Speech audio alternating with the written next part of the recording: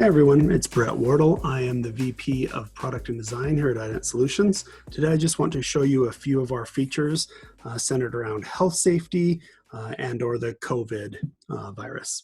We've had a number of customers reach out to us asking what precautions our software has for contact tracing, for health monitoring, that kind of stuff. So we want to show a few of those today. So I'm going to pull up my scanning device and scan a few people. The first feature that we have to show is the ability for us to add a COVID-centric waiver. We've always had the ability to add the waivers for NDAs and other things, but we've had a number of customers have us reach out and do one of these COVID waivers. So if I go ahead and scan this ID here, it's going to pull up and you'll see here, I have the waiver of liability relating to COVID. I can read through it. I have a bullet point list for things like international travel, temperature, flu-like symptoms, etc. I can then sign it as a visitor and accept. And then I have a record of that. We can also set that waiver to be signed every visit that somebody comes in, as opposed to the usual signing once per facility.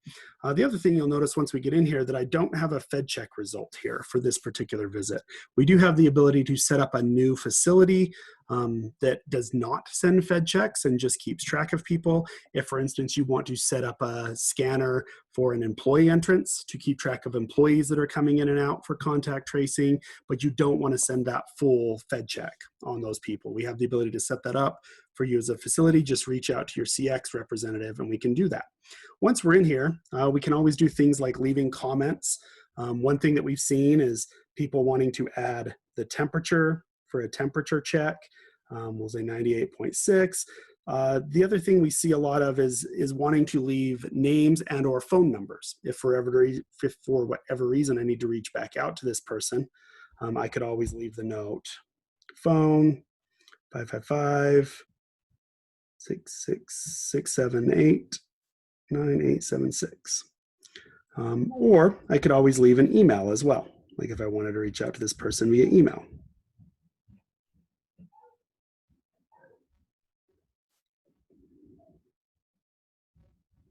Say logan@mail.com.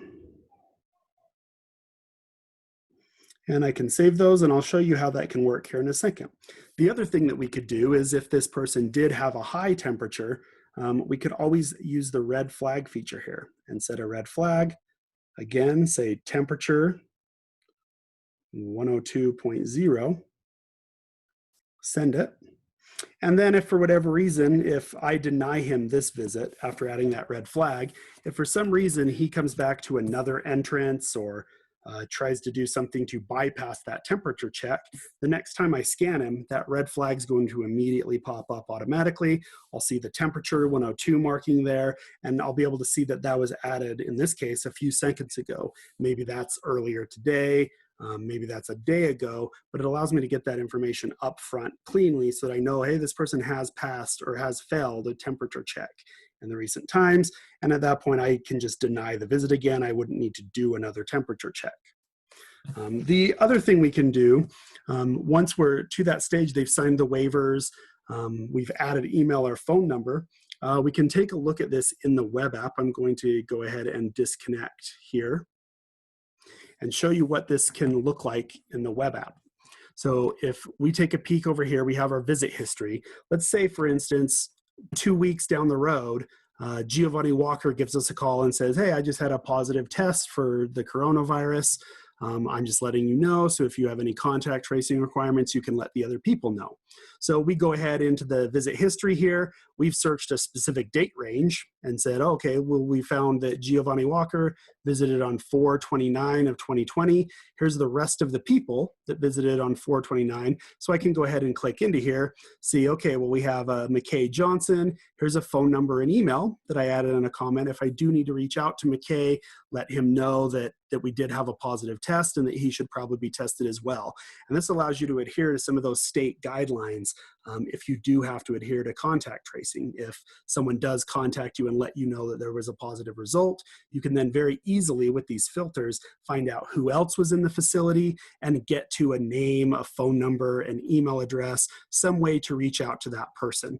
You could also kind of keep track as well, like potentially what those people's temperatures were if you were keeping that along as well.